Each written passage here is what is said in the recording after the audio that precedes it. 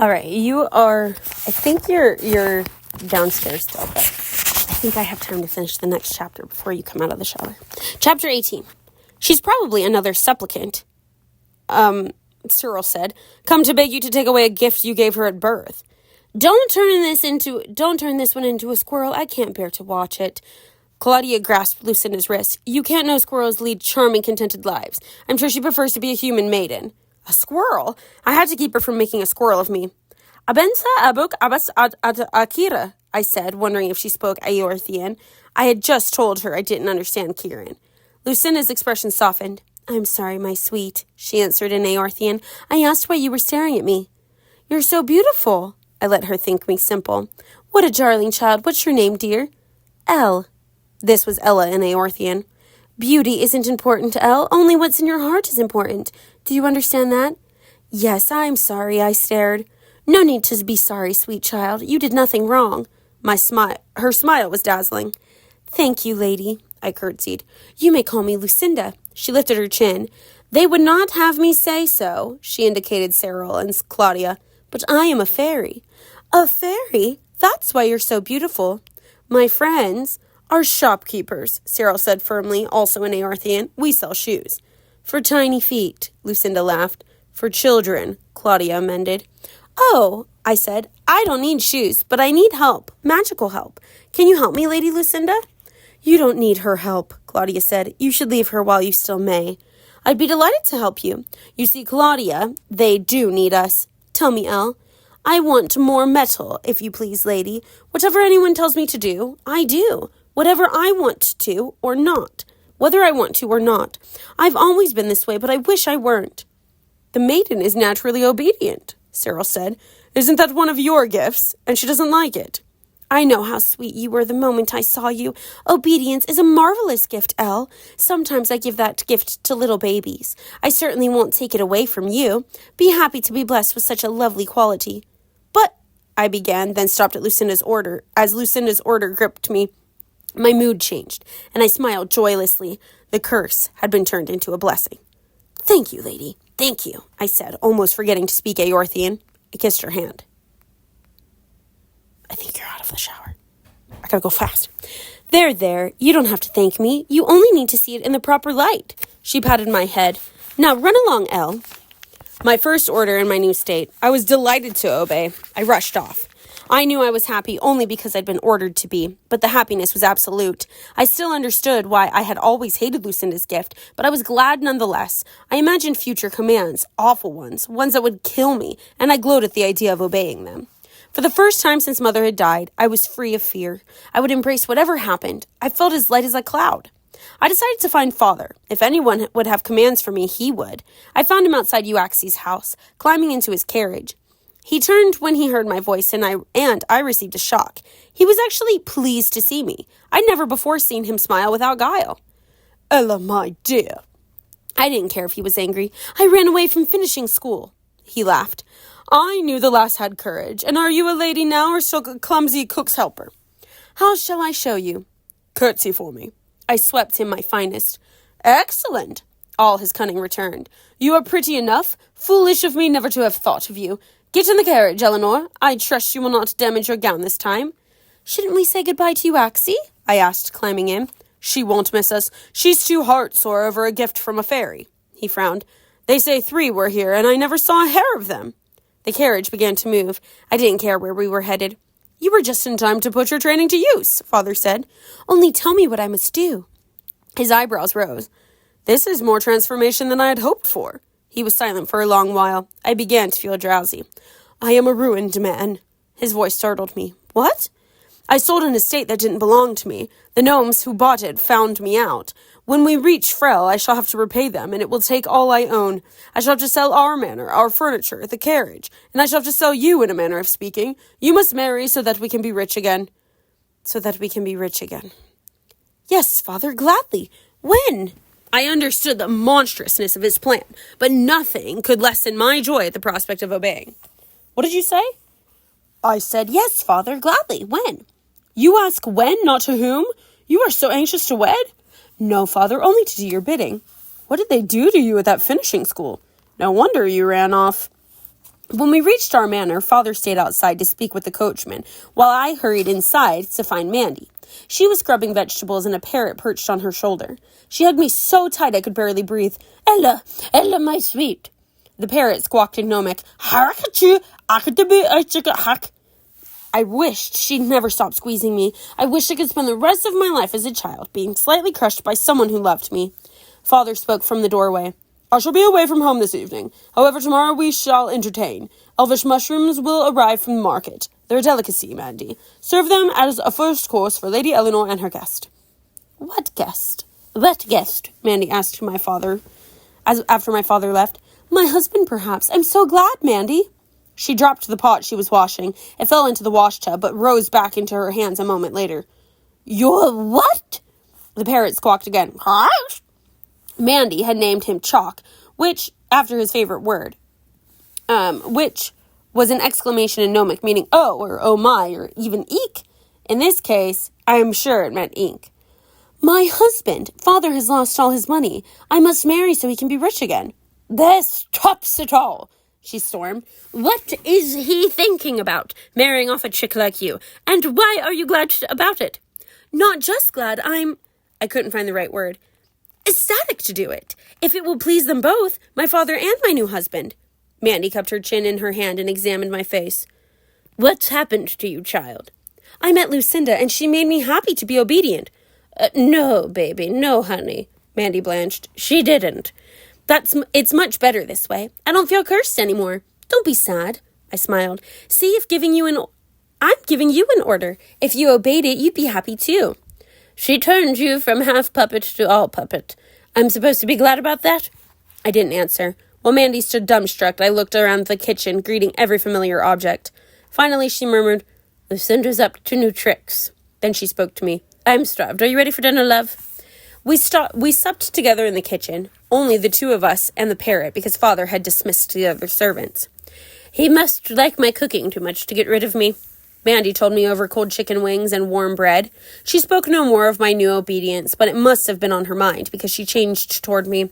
She stopped being bossy. I suppose she wouldn't give Lucinda the satisfaction of using my new state. However, Lucinda wouldn't have known. I was denied the joy of obeying. The next afternoon, we prepared the broth for a fish stew with wild onions, dinner for my guest. I was slicing the onions when a boy brought the mushrooms father had promised. Their carton bore the label Torlin Carew. Carew meant mushrooms, but I didn't know the meaning of Torlin. Examining the box, Mandy frowned. Sweet, would you look up the Torlin word for me? Torlin. Noun, justice, fairness. I read in my dictionary. Torlin Carew, justice mushrooms, induce feelings of liking and love in those who eat them, used in elfish courts of law to settle civil disputes. I'll Torlin Carew him. It doesn't matter, I said. It matters to me. Mandy yanked on her boots and flung her cloak over her shoulders. I'll be back soon. Please keep the broth from coming to grief. I stirred the soup and thought about our dinner guest. I would be glad to marry him, but would I be glad afterward? He might be cruel or dull-witted or mad. Father wouldn't concern himself with my happiness, only with his own. If he were terrible, Mandy could order me to be contented anyway. Or perhaps I could persuade my husband to issue the command. Chalk landed on my shoulder and pecked lightly at my ear. Chalk,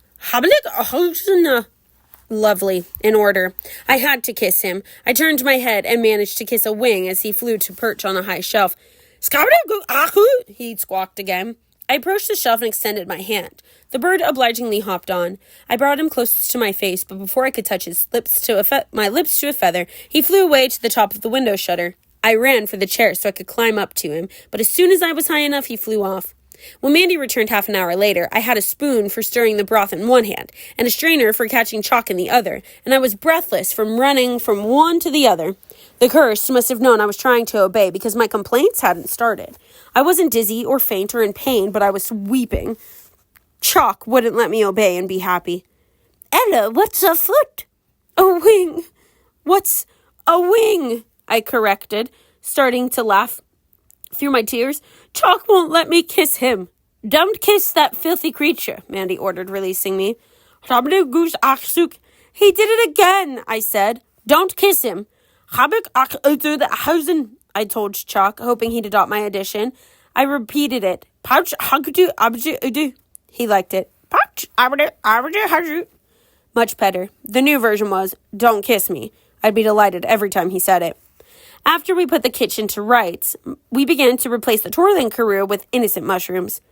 Maybe I should eat the elfish ones. I don't want you hoodwinked even if you don't care. Father came into the kitchen. How is our dinner faring? He asked gently. Then his face darkened. Why aren't you using my mushrooms, Mandy? She dropped a quick curtsy. I don't know these elfish ones, sir. Maybe they're not fine enough. I didn't want her to be blamed. I told her to exchange them when she wasn't sure. I sent you to finishing school so you wouldn't be a cook's helper, Ella. Use the elfish mushrooms, Mandy. And that's the end of chapter 18. Her dad's the worst. I mean, that's really not my only complaint, but that's really my only complaint is her dad sucks. Good morrow, sir. You are on the phone with a nurse for your carpal tunnel surgery, and I figured I might be able to get a chapter done while you're busy. Okay, chapter 19. My guest's name was known to me. He was Edmund, Earl of Woolwich, uncle of Hattie's friend Blossom, the uncle whose marriage she feared because it might cause her disinheritance. I suppose I should have been amused, but I was too lost in worry that the uncle would be as unpleasant as his niece. I waited for him in the study, a half-finished square of embroidery spread across my lap. I'd barely seated myself when Father opened the door. This is my daughter Eleanor, he said. The Earl bowed. I stood and curtsied. He was older than Father, with shoulder-length curled grey hair. His face was as thin as a greyhound's, with a long nose above a drooping mustache. He had a hound's sad eyes, too, brown with white showing above the lower lid and bags of skin below. I sat again, and he bent over my handiwork. Your stitches are neat and so tiny. My mother made the smallest stitches, too. You could barely see them. When he spoke, I saw teeth as small as a baby's, as though he'd never gotten a second set. I could picture the toddler Earl peeking into his mother's lap and flashing those wee pearls at her exquisite embroidery. When we married, I would try to imagine that he was almost as young as his teeth. Leaving my side, he turned eagerly to Father. You could not hold such a position as I heard you express yesterday, my friend, the Earl said. I hope you will explain yourself more fully. They were discussing punishments for bandits. The Earl thought they should be shown mercy. Father believed they should be treated harshly, put to death even, as an example. If a bandit came here and made off with these valuables, Father waved his hands at the things he was in the process of selling, I'd be unnatural if I weren't enraged, and unnatural if I didn't act on my rage. Perhaps you couldn't help being angry, the Earl answered, but you could certainly stop yourself from repaying one offense with another.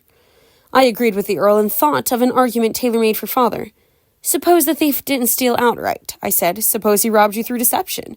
Would that thief deserve the same punishment as a bandit?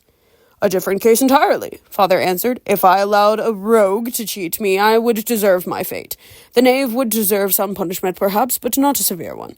I would have been a gullible fool, and not worthy of my wealth. The Earl nodded at me. The cases are not so different, he said. If an armed bandit made off with your possessions, you might be at fault for failing to protect your home. You might then also not be worthy of your wealth.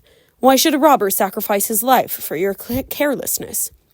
Your logic is irrefutable, although its foundation isn't sound. Father smiled. 2 opponents are more than I can defend against. You have much in common with my daughter, Warwick. You are both soft-hearted. Neatly done, Father. Now the Earl and I were a pair. Dinner was announced. Father led the way to the dining room, leaving the Earl to offer me his arm. The twirling caroo appeared in our first course as a salad accompanying chilled quail eggs. The mushrooms are elf-cultivated, Father said. Our cook found them in the market, and I wanted to serve them to you, although frankly I detest fungi. Try them, Ella. The mushrooms were bland. Their only flavor came from the lemon and sage Mandy had sprinkled on them. I'm sorry, Sir Peter, the Earl said. Mushrooms of every variety make me ill. I do enjoy quail eggs, however. The twirling caroo's effect was rapid. By the time Mandy had whisked away my plate, I was wondering why I had thought the Earl resembled a hound when he was really quite handsome. I was liking Father, too. By the time we reached the soup course, I was calling the Earl Sweet Edmund in my thoughts and smiling at him after every spoonful. When the fish stew arrived, I suggested to Mandy that she give him an extra ladle. Father struggled not to laugh. Even without mushrooms, the Earl warmed to me. "Your daughter is charming, Sir Peter," he said during dessert.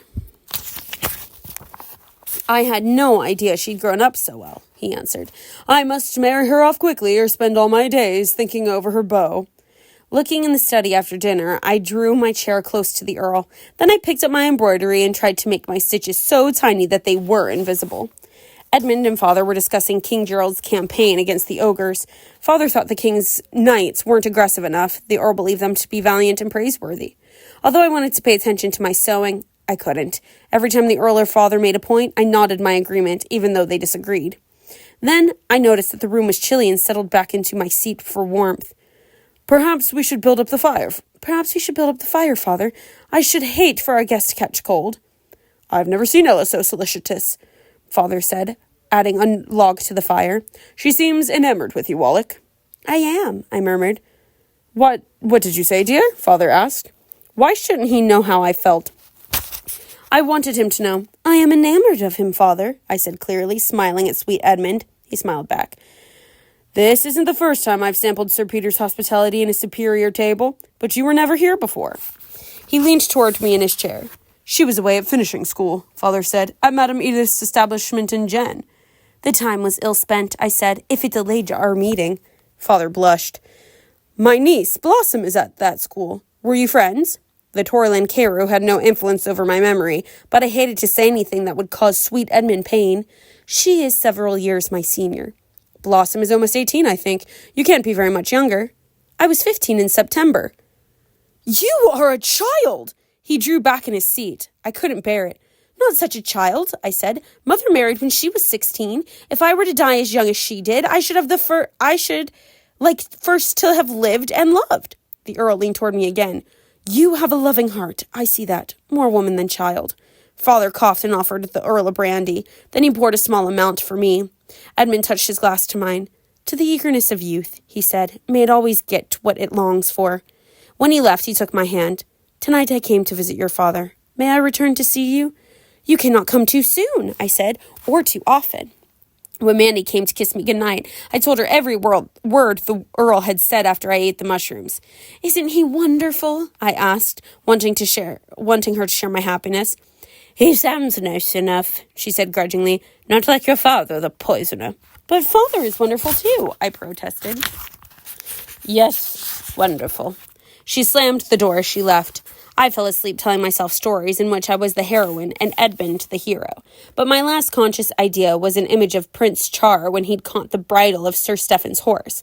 His face had been close to mine. 2 curls had spilled onto his forehead. A few freckles dusted his nose, and his eyes said he was sorry for me to go. Mandy woke me when she had finished her work for the night. I was hard to wake. The Torlin Carew still had me in their grip. "I've been pondering, sweet. Think back. Did Lucinda give you a new gift when she made you happy about being obedient?" "She didn't say." I closed my eyes and pictured our meeting. She said, "Obedience is a marvelous gift. Be happy to be blessed with such a lovely quality." "Why?" "Ah, it wasn't a new gift, just an ordinary command. Don't be happy to be obedient, Ella, but be whatever you feel about." I was happy to obey. No, I wasn't. The room spun. I began to sob from relief mixed with sadness. I had been a begging puppy and a delighted slave, yet I hadn't felt cursed since I met Lucinda. Now I did again. After Mandy left me, I fell back to sleep and slept late. When I awoke, my head felt heavy enough to sink through the mattress. The mushrooms! I bolted up in bed, although my temples throbbed. Every moment of the evening before played in my memory. I pounded the pillow in rage at Father for making such a fool of me. I found a note on the table next to me. "Dear Eleanor, you are a charming flirt. Wallach appeared at dawn to request my permission to declare his intentions to you." I dropped the letter, afraid to read on. If Father wrote I must marry the Earl, I would have to do it. If he came home and told me, I'd have to as well. But before he arrived, I could act. Mandy would tell me the letter's contents without making them in order. I found her in the hen house, talking to the chickens. "Up, sucky." A hen hooted from its roost, and Mandy collected 3 eggs. "Thank you." She went on to the next one. "Up, echo." I'd only need one from you. To me, she said, Do you fancy an omelette? I held the eggs when she read the letter. Sounds like his lordship, she said when she was finished, but it's safe to read. Father had rejected the Earl's suit. Upon close questioning, the Earl had confessed that most of his property had recently been consumed by a fire. He wasn't rich enough for us. Poor Blossom. Her inheritance wouldn't be worth much, whether or not the Earl married. Father continued. I have time to find another suitor, but never fear. I haven't time to find another suitor, but never fear. I shall secure a rich husband for you yet. For now, however, my own neck will have to go into the noose instead of yours. There is a lady who will wed me, unless I miss my guess. I have gone to offer her my hand, and to tell her that my heart is already hers. If my suit is successful, I shall send for you, so that you may become reacquainted with her. Reacquainted? Spare any tidings of her poverty, although I flatter myself that there is not a shred of greed in Dame Olga's affection for me. As an accepted suitor or a disappointed lover, I shall see you soon. Until then, and always, your father. Dame Olga? Hattie would be my sister. I'm really glad that she didn't have to go through that marriage, because that would have been awful. But especially when she's like, I'm 15, and the guy's like, what? You're a child. Like, I feel like I think it would have almost been better if the Earl's like, yeah, I'm absolutely not. Your father made it sound like you were older and you're not. So, like, no. Like, I think that would have been better. But still, either way, she doesn't have to marry him, which is good.